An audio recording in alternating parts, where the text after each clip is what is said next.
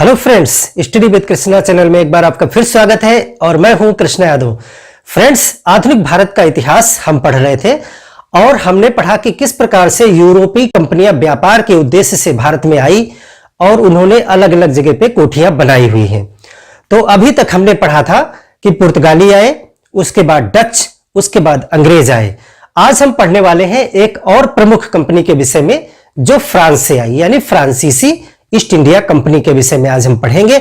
यह एक महत्वपूर्ण कंपनी है क्योंकि आगे चल के हम देखेंगे फ्रांसीसी और अंग्रेज दो ही आगे भिड़ते हैं और इनकी आपस में कुछ लड़ाइयां होती हैं और उसके बाद जो है सत्ता अंग्रेजों के हाथ में चली जाती है।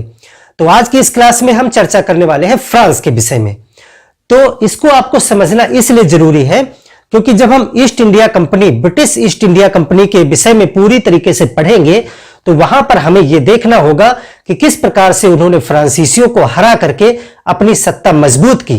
तो इसके लिए हमें फ्रांसीसियों के विषय में थोड़ी जानकारी होना आवश्यक है और प्रीलिम्स के एग्जाम में आपको इसमें से क्वेश्चंस भी आते हैं। तो अगर हम बात कर रहे हैं फ्रांसीसियों के आगमन की, तो यहां पर हम एक और छोटी कंपनी की चर्चा पहले करना चाहेंगे, डेनिस। जो डेनिस से कंपनी एक आई थी उसको आपको कभी मैचिंग में करने के लिए दिया जा सकता है। बड़ी बड़ी कंपनियों के तो बहुत सारे कारनामे हैं, लेकिन क्वेश्चन जो है वो कहीं छोटा सा उठा लिया जाता है और आप वहीं पे फेल हो जाते हैं क्योंकि आपने बहुत बड़े बड़े चैप्टर्स पढ़ रखे हैं और एक छोटा सा चैप्टर आपने छोड़ दिया और एक क्वेश्चन वहीं से आ गया और वही क्वेश्चन आपका गलत हो गया। तो एक नंबर आपको एक क्वेश्चन से चाहिए होता है, वो चाहे छोटी कंपनी से आए चाहे बड़ी कंपनी से आए, वो उतनी ही ज्यादा महत्व रखता है। तो इसलिए हम जान लेते हैं डेनिस के विषय में। तो जो डेनिस वो कहां के थे? वो डेनमार्क के थे। डेनमार्क एक देश है यूरोप में जो जुटलैंड नामक एक पेनिनसुला पे बसा हुआ है। तो डेनमार्क से ही आई थी डेनिस कंपनी और वो कंपनी जो है फ्रांसीसियों से पहले आई थी 1616 में। 1616 में जो है डेनमार्क से डेनिस कंपनी आई और इसने जो है एक अपनी कोठी स्थापित की थी, वो थी तंजौर में। तंजौर तमिलनाडु में है। तो तंजौर में इन्होंने एक अपनी कोठी स्थापित की थी और एक बंगाल में इन्होंने कोठी स्थापित की थी सीरमपुर में। बस आपको ज्यादा नहीं याद रखना है इसमें क्योंकि मैचिंग के लिए या फिर डायरेक्ट क्वेश्चन जो है आपसे पूछे जा सकते हैं कि जो डेन कंपनी थी डेनमार्क की, डेनिस, उनकी कोठियां कहां पर थी और पहली कोठी कहां पर लगाई थी। तो सिर्फ आप इतना याद रखिए 1616 में ये आए थे। 1616 की अगर हम बात कर रहे हैं तो आप याद करिए 1615 वह समय है जब जो है अंग्रेजों का एक राजदूत जहांगीर के दरबार में उपस्थित हुआ था, उसका नाम था sir Thomas Roe.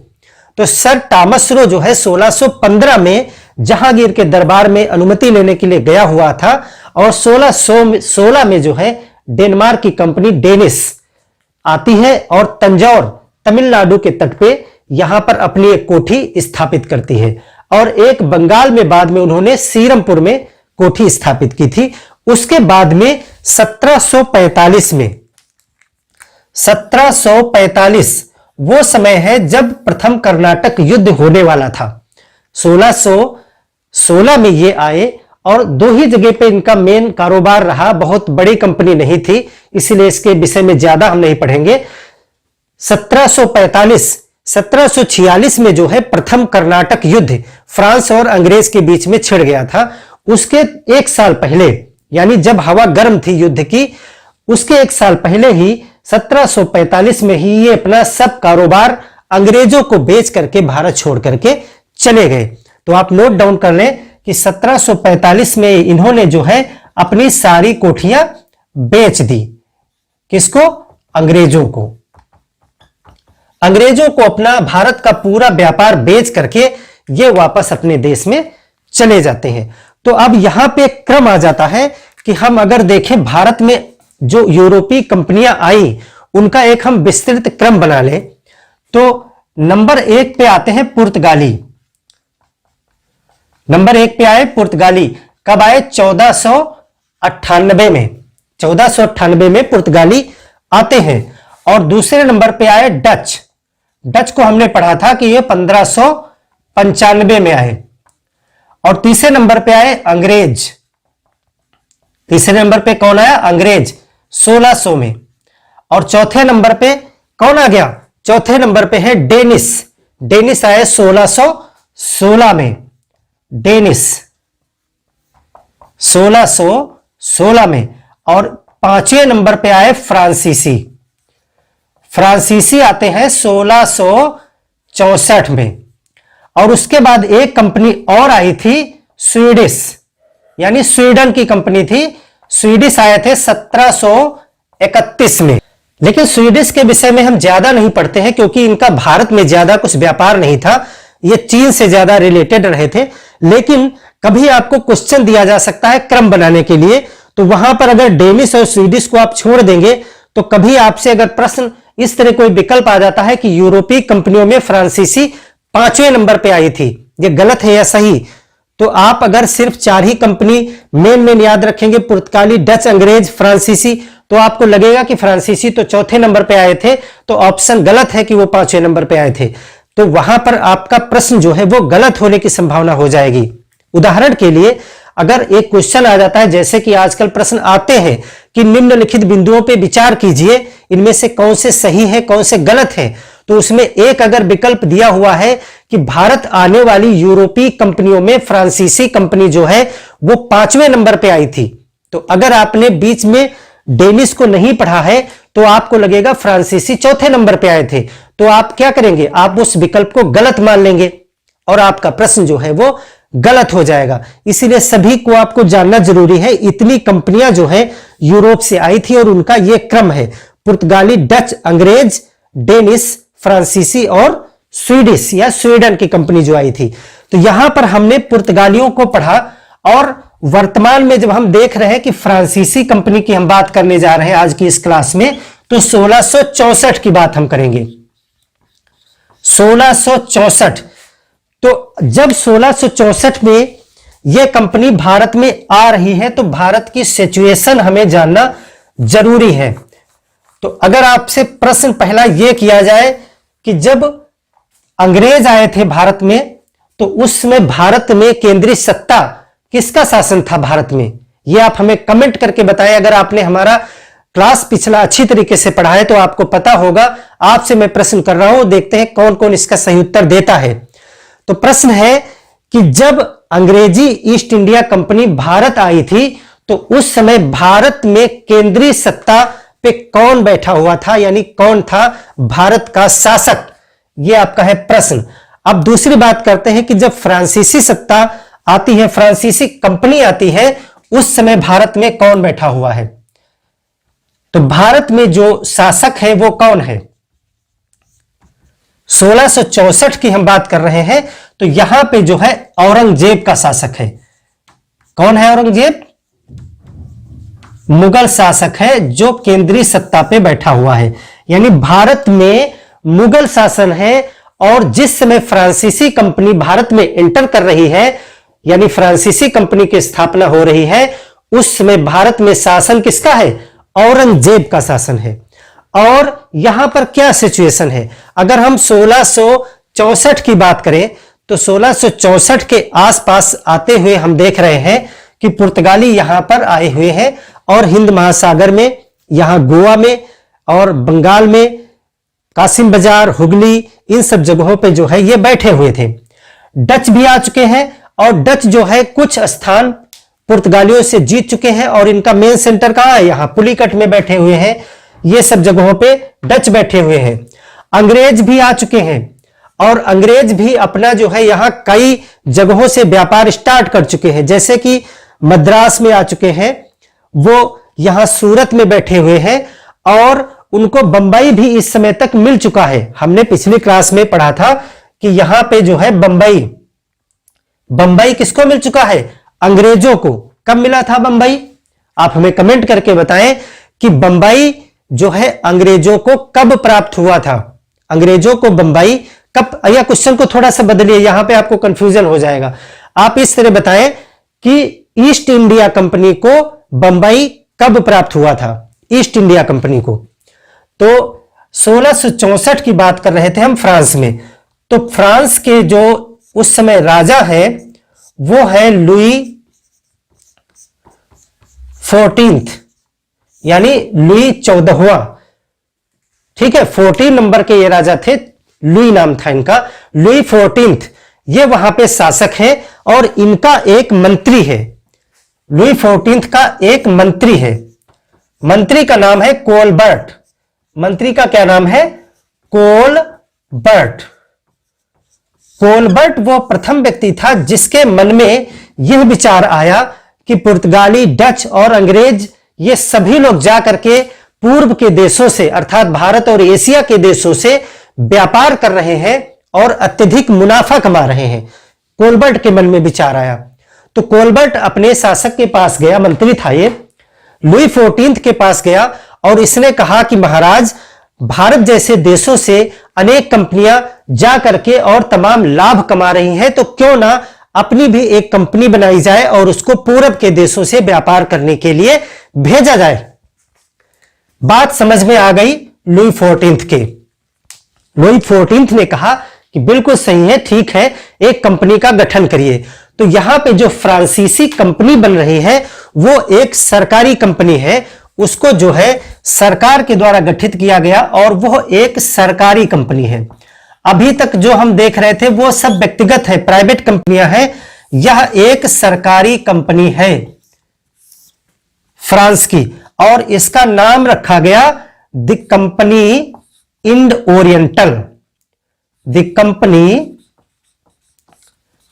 End oriental, जिसको हम फ्रांसीसी जो कंपनी कहते हैं, फ्रांसीसी ईस्ट इंडिया कंपनी। हम भारत में जितनी भी यूरोपीय कंपनियां आई हैं उनको हम सभी को ईस्ट इंडिया कंपनी कहते हैं, क्योंकि वो ईस्ट यानी पूरब के देशों से व्यापार करने के लिए आई थी। लेकिन आगे की हिस्ट्री में जो हम ईस्ट इंडिया कंपनी की बात करते हैं वो मुख्य रूप से ब्रिटिश ईस्ट इंडिया कंपनी की बात करते हैं। तो यहां पे जो फ्रांसीसी ईस्ट इंडिया कंपनी है उसको द कंपनी इंड ओरिएंटल नाम दिया गया और यह एक पूरी तरीके से सरकारी कंपनी थी। किसके सलाह के द्वारा इसको बनाया गया? कोलबर्ट की सलाह के द्वारा बनाया गया और लुई 14th ने इसका गठन किया और कहा कि ठीक है, अब यह कंपनी जो है पूरब के देशों के साथ में व्यापार करेगी। अब देखिए, इसको भेजा गया 1667 में। अभी तक ये आए, अपने कुछ मिशन लेके आए, छुटपुट व्यापार किया इन्होंने, लेकिन जो प्रमुख रूप से आए ये 1667 में इस कंपनी को लॉन्च किया गया इंडिया में कि आप जाएं यहां पे व्यापार करें, अधिकृत तौर से विधिवत अपनी कोठियां स्थापित करें।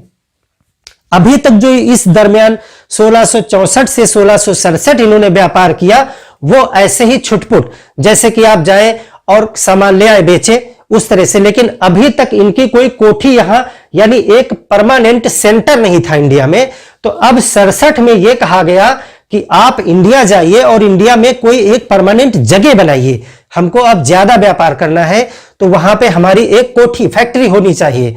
तो 1667 में एक व्यक्ति है फ्रैंको कैरो, आप फ्रांसिस्को कैरो भी कह सकते हैं, दो शब्द आते हैं, फ्रैंको कैरो या फ्रांसिस्को कैरो, सिर्फ उच्चारण का अंतर है, ठीक है। फ्रांसिस्को कैरो, कैरोन या कैरो, इसको आप फ्रैंको कैरो भी आप लिखा देखेंगे, फ्रैंको कैरो, दोनों आप नाम याद रखेंगे, सिर्फ उच्चारण का अंतर है।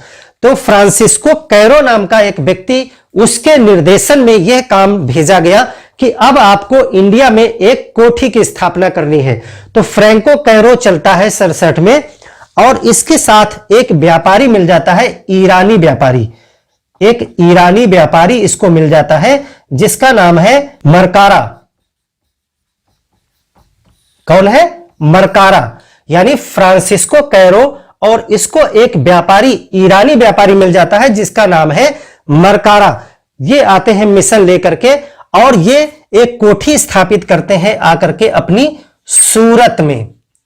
तो फ्रांसीसी कंपनी की पहली कोठी सूरत में लगती है 1668 में।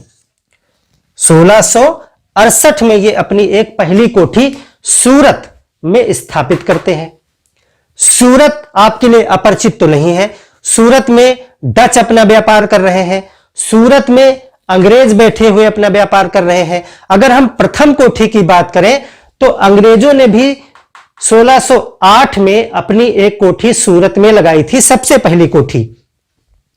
डच भी अपना सूरत में आकर के बैठ चुके हैं और फ्रांसीसी भी आकर के अपनी पहली कोठी सूरत में ही लगाते हैं। यानी सूरत में बहुत मार मची हुई है। सूरत एक व्यापार के दृष्टिकोण से गुजरात का बहुत एक फेमस स्थान है, जहां पे हर कंपनी व्यापार करना चाहती है, इसीलिए वहां पे प्रतियोगिता बहुत ज्यादा है, बहुत ज्यादा प्रतियोगिता है। तो ये लोग भी सोचते हैं, व्यापार तो इनका स्टार्ट हो गया सूरत से, लेकिन अभी इनको लग रहा है कि सूरत में चूंकि पहले से ही 2 नहीं 3 शक्तियां वहां व्यापार कर रही, पुर्तगाली भी लगे हुए हैं, डच भी लगे हुए हैं, अंग्रेज भी लगे हुए हैं। तो सूरत में जो नई कंपनी आई फ्रांस की, उसको बहुत ज्यादा रिस्पांस नहीं मिल रहा है, क्योंकि अंग्रेज और डच उसको पछाड़ दे रहे हैं हर चीज में, प्रतियोगिता में। और वो चूंकि पहले से जमे हुए हैं, पुराने व्यापारियों से उनके अच्छे संबंध भी हैं, इसीलिए फ्रांसीसियों की वहां पे दाल नहीं गल पा रही थी अच्छी। तो इन्होंने सोचा कि हमको कुछ और करना चाहिए, थोड़ा सा हमें कहीं और भी चलना चाहिए, क्योंकि सूरत में हम बहुत अच्छा नहीं कर पा रहे। तो इनके दिमाग में आया गोलकुंडा। गोलकुंडा क्यों दिमाग में आया? देखिए, गोलकुंडा जो है यहां पे कोरोमंडल तट के पास में, उसने अंग्रेजों को एक सुनहरा फरमान दिया था। कब दिया था? आपको याद होगा कि गोलकुंडा ने 1632 में अंग्रेजों को एक सुनहरा फरमान दिया था और कहा था कि आप आइए हमारे गोलकुंडा में और आप यहां पे व्यापार करिए, हमारे बंदरगाहों का भी प्रयोग करिए। तो गोलकुंडा के ही शासक से मिलने का इन्होंने भी सोचा। इन्होंने सोचा कि गोलकुंडा चलते हैं, और गोलकुंडा में जाकर के इन्होंने वहां के शासक से संपर्क किया और कहा कि आप तो जो है, आपने सबको स्थान दिया है, डचों को आपने अपने यहां व्यापार करने की अनुमति दी है, अंग्रेजों को तो आपने विशेष छूट दे रखी है कि कर मुक्त व्यापार करें आप हमारे यहां, तो थोड़ी सी आप हमारे ऊपर भी दया करिए और हमको भी थोड़ा सा स्थान आप दीजिए अपने यहां गोलकुंडा में, कि हम भी जो है कुछ व्यापार कर सके। अपना प्रस्ताव इन्होंने रखा गोलकुंडा के सामने। तो गोलकुंडा का शासक था, उसने कहा ठीक है, सब लोग कर रहे हैं, डच कर रहे हैं, अंग्रेज कर रहे हैं, आप भी आए, हम आपको भी थोड़ा सा मौका जरूर देंगे। और इसने जो है वहां पे इनको स्थान दिया गोलकुंडा में, और इन्होंने एक वहां पे मसूलीपट्टनम में एक फैक्ट्री लगाई। कहां लगाई? मसूलीपट्टनम। कमेंट करके आप बताएं, हम आपको बता चुके हैं कि मसूलीपट्टनम कहां है, वर्तमान में किस राज्य के तट पे मसूलीपट्टनम स्थित है। मसूलीपट्टनम एक प्रमुख फेमस बंदरगाह भी है। तो यह भारत के किस प्रदेश के अंतर्गत आता है मसूलीपट्टनम? आप कमेंट करके हमें जरूर बताइए, और पीछे मैं इसे पढ़ा भी चुका हूं। तो मसूलीपट्टनम में इन्होंने आकर के 1669 में, देखिए 1668 में इन्होंने सूरत में लगाया पहली कोठी, और ये इनकी हो गई सेकंड कोठी।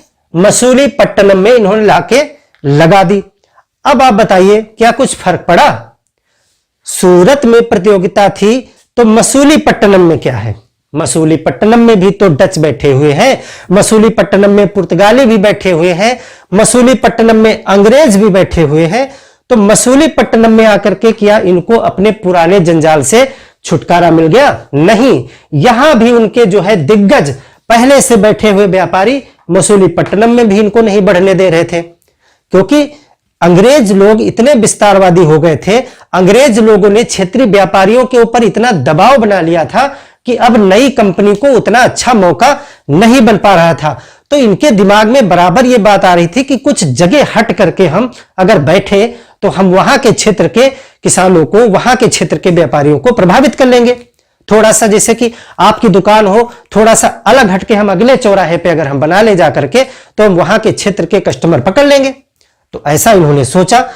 तो अभी देखो, इनको 1669 में गोलकुंडा से मदद मिली है, गोलकुंडा ने अनुमति दी अपने यहां व्यापार करने की, और इन्होंने जो है 1672 में एक गलत कदम उठा लिया। वो क्या था? मद्रास के निकट एक जगह थी सेंट थोमे। सेंट थोमे ये कहां है? मद्रास के पास में थी। मद्रास के पास एक जगह है सेंट थोमे, वो जगह इन्होंने सोची कि वहां पर अगर हम अपना कब्जा जमा लें चल करके तो हमारे लिए बड़ी सहूलियत हो जाएगी। मसूलीपट्टनम में बहुत कंपटीशन है, सेंट थोमे में हम बैठे चल करके। इन्होंने क्या किया, फ्रांसीसियों ने क्या किया कि सेंट थोमे पे जाकर के इन्होंने कब्जा कर लिया। सेंट थोमे में जाकर के इन्होंने कब्जा कर लिया। अब यह क्षेत्र जो है वो गोलकुंडा के क्षेत्र में आता था। अब इससे क्या हुआ, जो गोलकुंडा का प्रशासक है वो नाराज हो गया। उसने कहा कि देखो आप नई कंपनी थे और नई कंपनी को हमने अनुमति दी अपने वहां पे, और ये जाकर के इस प्रकार का अनैतिक काम किया इन्होंने कि सेंट थोमे में जाकर के इन्होंने जबरदस्ती जो है वहां पे कब्जा कर लिया कुछ जगह पे और अपना वहां कोठी उठी बनाने लगे। डचों ने जाकर के गोलकुंडा के महाराज से मुलाकात की और यह सूचना दी। गोलकुंडा के जो सुल्तान थे, गोलकुंडा के जो प्रशासक थे, वो तुरंत इस पे एक्शन में आ गए। तो डच और गोलकुंडा के जो शासक थे मिल करके इन फ्रांसीसियों के ऊपर जो है हमला कर दिया। कौन कौन? डच प्लस गोलकुंडा, ऐसे ही आप नोट करते जाएंगे। डच प्लस गोलकुंडा जा करके हमला किया किसके ऊपर? फ्रांसीसियों के ऊपर। फ्रांसीसियों के ऊपर कब? 1672 में। और वहां से फ्रांसीसियों को भगा दिया। क्या हुआ कहानी कि 1672 में जाकर के सेंट थोमे नाम की जगह पे, अब देखो इनके पास मजबूरी भी थी, फ्रांसीसियों के पास मजबूरी भी थी, क्योंकि सूरत में इनकी दाल नहीं गल पा रही थी, मसूलीपट्टनम में भी कुछ नहीं कर पा रहे थे। तो इन्होंने सोचा नई जगह पे बैठते हैं, तो सेंट थोमे पे जाकर के इन्होंने, इसको संथामी भी आप कह सकते हैं, देखो इसको आपको संथामी भी लिखा मिलेगा, उसी का एक रूप है उच्चारण का। भारत में संथामी बोलते थे, सेंट थोमे या संथामी। तो सेंट थोमे में जाके इन्होंने कब्जा मान लिया। तो गोलकुंडा के महाराज जो है, गोलकुंडा के शासक, वो गुस्सा हो गए और डचों ने जाके उनसे ये चीज कह दी जाकर के, और डचों के साथ मिल करके, यानी डच की सेना और गोलकुंडा की सेना ने मिल करके फ्रांसीसियों पर हमला किया और फ्रांसीसियों को जो है सेंट थोमे से भगा दिया और इनको वहां से मसूलीपट्टनम से भी भगा दिया। क्योंकि जब उसी के क्षेत्र में आप हो, वहां पे आपने एक अनैतिक काम किया, तो मसूलीपट्टनम भी इनका चला गया और सेंट थोमे भी चला गया। ये हो गए बिल्कुल पैदल। अब सूरत बचा इनके पास केवल, तो ये बिल्कुल पैदल हो गए, इनको भगा दिया वहां से। और ये सेंट थोमे किसको दे दिया? सेंट थोमे जो है जीत करके डच को दे दिया, क्योंकि वहां वो कोठी उठी बना चुके थे। ये कोठी डच को मिल गई और डच वहां पे जम गए बढ़िया, इनको बना बनाया पकी पकाई खीर मिल गई, खाने लगे। तो ये डचों को मिल गया सेंट थोमे, और इसीलिए वो गए भी थे उसके पास। सफल हो गई योजना इनकी, ठीक है। तो ये एक फ्रांसीसियों की एक हार हो गई। आते ही वहां पे इन्होंने पहली झड़प में ही मुंह की खाई। अब क्या हुआ, बात फ्रांस तक पहुंची, तो फ्रांस से जो है एक नया डायरेक्टर नियुक्त किया गया कंपनी का, उसका नाम था फ्रैंको मार्टिन। कंपनी का एक नया डायरेक्टर बनाया जाता है, फ्रैंको मार्टिन। कौन आता है? फ्रांसिस मार्टिन आप लिखिए चाहे, फ्रांसिस मार्टिन। यह है डायरेक्टर कंपनी का, एक बोर्ड ऑफ डायरेक्टर का मेंबर है ये, तो इसको डायरेक्टर हम कहेंगे। तो फ्रांसिस मार्टिन जो है, इसको फ्रांसीसी सत्ता का वास्तविक संस्थापक कहा जाता है। वास्तविक संस्थापक का मतलब है जो फ्रांसीसी कंपनी ने पैर जमाए इंडिया में, उसमें पूरा फ्रांसिस मार्टिन का ही योगदान है। तो इसको हम कह सकते हैं सत्ता का संस्थापक। संस्थापक किसका? फ्रांसीसी सत्ता का। फ्रांसीसी सत्ता का भारत में जो संस्थापना की वो फ्रांसिस मार्टिन ने ही की। तो फ्रांसिस मार्टिन जो है इंडिया आया, उसको भेजा गया 1673 में वो आया, वही घटना हो गई। वहां से इनका मसूलीपट्टनम, सेंट थोमे सब चला गया। तो ये आया और इसके साथ एक और व्यक्ति है। तो इसके साथ एक व्यक्ति और कौन है? वो है वेलांग लेस्पिने। वेलांग लेस्पने, दो व्यक्ति हैं ये। फ्रांसिस मार्टिन के साथ में वेलांग लेस्पिने भी आया। यहां पे ये सब जो हो गया था, उसके लिए जिम्मेदार व्यक्ति था एक, उसका नाम भी पूछा जाता है, यानी जो सेंट थोमे पे कब्जा किया था उसका एक नाम भी आप नोट कर लीजिए, दी लाहे। ये सेना नायक था उस समय फ्रांस का, दी लाहे, ये नाम आप नोट कर लीजिएगा कि सेंट थोमे पर जो कब्जा किया था वो दी लाहे ने जाके किया था। ये उसकी ये गलती थी मेन। यहां पर जो है फ्रांसिस मार्टिन आया और वेलांग लिस्पे आया। इन्होंने क्या किया, फ्रांसिस मार्टिन ने आकर के कंपनी को फिर से जीवित किया, यानी कंपनी को फिर से इन्होंने खड़ा किया, क्योंकि यहां इनका बहुत नुकसान हो गया था। तो इन्होंने फिर से कंपनी को खड़ा किया और सोचा कि अब क्या किया जाना चाहिए। हमारे दोनों सेंटर यहां के कोरोमंडल तट के चले गए, तो हम चलते हैं अब फिर से कहीं से मदद लेते हैं। तो ये गए यहां पे हैदराबाद निजामों का जो एक रियासत है, वहां पे एक जगह है वालीकोंडपुरम, एक वहां का सूबा था वालीकोंडपुरम। यह हैदराबाद की रियासत का एक सूबा था, सूबा यानी छोटा सा प्रदेश था, वहां का सूबेदार है, वालीकोंडपुरम का एक सूबेदार है, उसका नाम था, यहां का सूबेदार है, उसका नाम था शेर खान लोदी। क्या नाम है, शेर खान लोदी। तो शेर खान लोदी के पास में फ्रांसिस मार्टिन या फ्रैंको मार्टिन पहुंचता है और शेर खान लोदी से ये एक याचना करता है कि देखिए हमारे साथ बड़ा गलत हुआ, छोटी सी गलती दी लाहे के द्वारा हो गई, हमने उसको हटा दिया, सब कुछ हो गया है, मसूलीपट्टनम हमारे हाथ से चला गया, सेंट थोमे से भी हमको भगा दिया गया और हम अब कहीं के नहीं रहे हैं। तो हमको आप अगर अपनी रियासत में थोड़ी सी जगह दे तो हम भी थोड़ा सा व्यापार कर सकें। ये बहुत नम्र स्वभाव का था, इसने जाके रिक्वेस्ट की, किससे, सूबेदार से, शेर खान लोदी से। तो शेर खान लोदी ने जो है इसको फ्रांसिस मार्टिन को एक जगह दे दी। क्या दिया, एक गांव दिया। तो ये जो गांव है वो यहां पे है, यहां पे गांव था पांडिचेरी। पांडिचेरी, पांडिचेरी से आप सभी लोग परिचित हैं। पांडिचेरी जिसको वर्तमान में पुडुचेरी कहा जाता है, पुडुचेरी। तो यही पुडुचेरी है, ये वही गांव है जो वर्तमान में पुडुचेरी बन चुका है। तो वहां पे जो है पांडिचेरी नामक शहर की स्थापना की फ्रैंको मार्टिन ने, फ्रांसिस्को मार्टिन ने यहां पे 1674 में जो है पांडिचेरी की स्थापना की। पांडिचेरी की स्थापना किसने की थी, फ्रैंको मार्टिन या फ्रांसिस मार्टिन ने की थी 1674 में। इनको यहां पे एक गांव मिल गया, किसने दिया, शेर खान लोदी ने, और उस गांव में जाकर के इन्होंने 1674 में एक शहर बसाया पांडिचेरी। अब यहां पे कोरोमंडल तट पे सिचुएशन क्या है, कोरोमंडल तट पे सिचुएशन यह है कि पुलिकट में एक किला है। यहां पे पुलिकट है, पुलिकट में एक किला है। बताइए कौन सा किला है भाई, वहां पे डचों का किला है। पुलिकट में डच बैठे हुए हैं और डचों का एक किला है, उसका नाम है गोल्ड्रिया किला। क्या नाम है, गोल्ड्रिया। एक ही किला था डचों का, उसका नाम है गोल्ड्रिया किला। और वहां पे मद्रास में भी एक किला है। मद्रास में कौन सा किला है, अंग्रेजों का किला है। मद्रास में कौन बैठे हैं, अंग्रेज। और उनका किला कौन सा है, Saint George, Fort Saint George. तो वहां पे आसपास दो शक्तियों के किले हैं और दोनों इनके प्रतिद्वंदी हैं। अभी अभी डचों से इनकी लड़ाई हुई थी, जो इनको मार के भगा दिए थे सेंट थोम से। तो इन्होंने सोचा कि हम यहां पे अगर रहना चाहते हैं तो हमको भी यहां पे एक किला बनाना चाहिए। तो इन्होंने जो है पांडिचेरी में एक किला बनाया, इसकी किलेबंदी की, पांडिचेरी की किलेबंदी की, और यहां पे किला बनाया जिसका नाम रखा गया फोर्ट लुई। Fort Louis. अब देखिए फोर्ट लुई, लुई इनके राजा है, लुई 14 वो राजा है जिन्होंने इस कंपनी की स्थापना की थी। तो उन्हीं को समर्पित करके फोर्ट लुई की स्थापना की गई।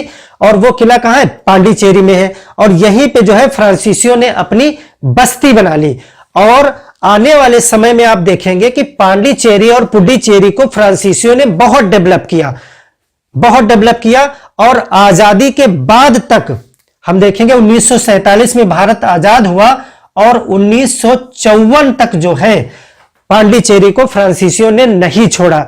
जैसे गोवा जो है पुर्तगाली 1961 तक गोवा में जमे रहे और बाद में आखिरकार भारत सरकार को जो है ऑपरेशन विजय चलाना पड़ा। तो ये पांडिचेरी वही है जो वर्तमान में पुडुचेरी हो गया। तो यहां पर जो है एक किला बनाया फोर्ट लुई, और आसपास 2 किले और हैं। तो अब यहां से कोरोमंडल तट पे इनका यह मुख्यालय बन गया।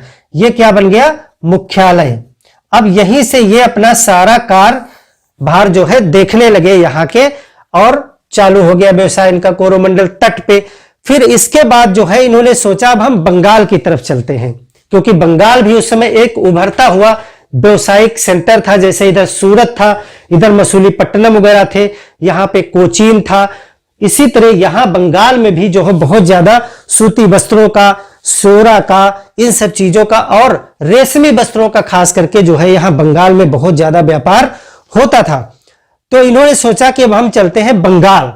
तो ये बंगाल के उस समय जो शासक है, प्रशासक है, सूबेदार, उनके पास जाते हैं शाइस्ता खां। शाइस्ता खां बंगाल में, वहां पे सूबेदार है। जितने भी सूबे थे वहां सूबेदार होते थे, कोई ना कोई वहां पे एक प्रशासक होता था जिसको सूबेदार कहा जाता था। तो सूबेदार शाइस्ता खां के पास गए और इन्होंने कहा कि बंगाल में हमको जो है व्यापार करने की अनुमति दीजिए। तो बंगाल में इनको शाइस्ता खां के द्वारा अनुमति मिली चंद्रनगर में। कहां पे? चंद्रनगर में। आप याद रखिएगा, बंगाल में फ्रांसीसियों की जो प्रमुख बस्ती थी वो थी चंद्रनगर। अगर आपसे क्वेश्चन पूछे कि वहां पे इस समय और क्या सिचुएशन थी बंगाल में बात कर रहे हैं हम 1690-92। ये 1690-92 के आसपास इनको जो है चंद्रनगर में बस्ती बसाने की अनुमति मिली, और इन्होंने चंद्रनगर में अपनी बस्ती, कोठी, फैक्ट्री सब कुछ बना लिया। तो उस समय अगर 90-92 की बात हम करें तो वहां पर जो है हुगली में, कासिम बाजार में, चिंसुरा में व्यापार कोठियां पहले से खुल चुकी हैं। अभी वहां पे कलकत्ता की स्थापना नहीं हुई है। कलकत्ता तो 1700 में स्थापित हुआ जाकर के बाद में, लेकिन यहां पे अंग्रेज बैठे हुए बंगाल में पहले से ही, हुगली में बैठे हुए हैं, कासिम बाजार में बैठे हुए हैं। कौन? अंग्रेज। और कासिम बाजार में डच भी बैठे हुए हैं। वहां पे उन्होंने एक रेशम बनाने की चक्री, मैंने बताया था, लगा के बैठे हुए हैं और रेशम का उत्पादन कर रहे हैं। कहां पे? बंगाल में। तो बंगाल में, हुगली में, कासिम बाजार में, चिंसुरा में, यहां पटना में, यहां पर चारों तरफ से अंग्रेज और डच भी बैठे हुए हैं। और उसी बीच में जाकर के सूबेदार शाइस्ता खां से परमिशन लेके चंद्रनगर में फ्रांसीसी भी अपना पैर जमा देते हैं। तो चंद्रनगर बस्ती वहां पे फ्रांसीसियों की बन जाती है। यह 90 और 92 की बात है। तो इस समय अब डचों से, अंग्रेजों से इनका व्यावसायिक मुकाबला शुरू हो गया। अब जहां जहां अंग्रेज और डच थे, देखिए 3 मेन सेंटर हैं। हमने बताया था कि इधर ये वाला क्षेत्र, और यहां बंगाल का क्षेत्र, और ये मद्रास का क्षेत्र, ये जो है हॉट पॉइंट थे। यहां से विदेशी व्यापार बहुत होता था, और ये तीनों जगह पे फ्रांसीसी भी पहुंच गए, तीनों जगह पे डच भी जमे हुए हैं, और तीनों जगह पे अंग्रेज भी जमे हुए हैं। तो निश्चित था कि वहां पे जो है आपसी मुकाबला जरूर शुरू हो गया।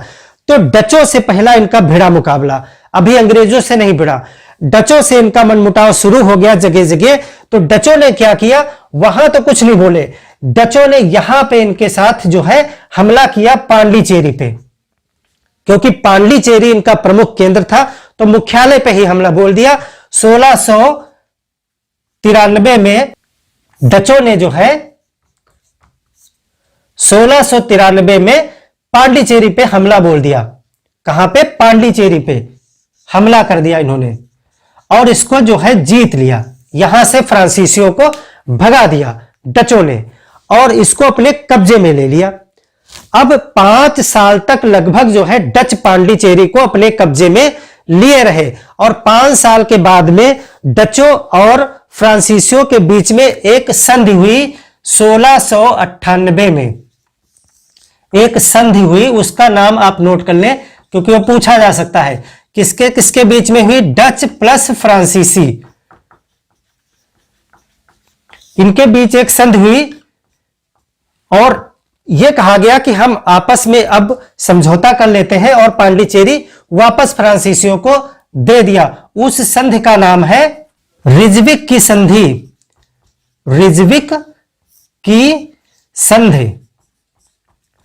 तो क्वेश्चन आपसे पूछा जा सकता है कि रेजविक की संधि किसके किसके बीच में हुई थी और इसका क्या परिणाम हुआ था। तो रेजविक की संधि जो है 1698 में हुई डच और फ्रांसीसी के बीच में, और इस संधि के द्वारा जो है पांडिचेरी जो 93 में डचों ने जीत लिया था फ्रांसीसियों से, वो फ्रांसीसियों को वापस कर दिया गया। तो इस प्रकार से फ्रांसीसी जो है वो पांडिचेरी को फिर से पा गए और यहां पे वो अपना व्यवसाय शुरू कर देते हैं। तो इसके बाद में जो है कुछ फ्रांसीसियों का अच्छा डेवलपमेंट हुआ और इन्होंने यहां पे जो है इस तट पे माहे, केरल में एक स्थान पड़ता है माहे, देखिए यहां पे है माहे, आप मैप में देखेंगे केरल में एक स्थान है माहे, यहां तमिलनाडु में है कराईकल। कराईकल ये सब वर्तमान में जो है पांडिचेरी के ही हिस्से माने जाते हैं वर्तमान में, क्योंकि ये सब फ्रांसीसियों के पास थे। तो केरल में माहे में, कराईकल में, अगर वर्ष की बात करें तो यहां पे 1724 में, कराईकल में 1739 में, और इन्होंने 1721 में एक बाहरी स्थान भी बनाया, एक तो माहे में बनाया, एक कराईकल में बनाया, और ये पहुंच गए मरीशस। मरीशस को अगर वर्ल्ड मैप में आप देखें तो जो अफ्रीका है, अफ्रीका के पास आप देखेंगे मेडागास्कर है, मेडागास्कर के पास में एक छोटा सा देश है मरीशस। मैप में अगर आपको याद आ रहा होगा तो आप यहां जानते होंगे हिंद महासागर या अरब सागर में मेडागास्कर के पास में ये अफ्रीका है, अफ्रीका के पास में मेडागास्कर है, और मेडागास्कर के ऊपर आप देखेंगे यहां पे आपको एक मरीशस देश मिलेगा। तो मरीशस में जाकर के इन्होंने अपनी एक बस्ती बसा ली, और कब 1721 में, 1721 में इन्होंने मरीशस में अपनी एक बस्ती बसा ली। तो अब हम सिचुएशन देखें कि कहां कहां पे फ्रांसीसी आ गए हैं, कौन कौन सी जगह पे फ्रांसीसी बैठे हुए हैं, क्योंकि इसके बाद जो है फ्रांसीसियों और अंग्रेजों के बीच में लड़ाई शुरू हो जाएगी, और उस लड़ाई का परिणाम यह निकलेगा कि अंग्रेजी सत्ता भारत में कायम हो जाएगी, बाकी जो है सारी कंपनियां आउट हो जाएंगी, बाहर चली जाएंगी। तो हम उन चीजों को जानने से पहले अब हम सिचुएशन देख लेते हैं कि फ्रांसीसी कहां कहां पर आ गए हैं। तो हम देख रहे हैं फ्रांसीसी जो है वो सूरत में है, और यहां पे माहे में है इस तट पे, कराईकल में है, पांडिचेरी में है, और चंद्रनगर में बैठे हुए हैं। इन जगहों पे जो है मुख्य सत्ता फ्रांसीसियों ने अपनी बना रखी है, और एक बाहरी क्षेत्र मरीशस जो थोड़ा दूर पड़ता है वहां भी जो है फ्रांसीसी जाकर के अपना कब्जा बना लिए हैं।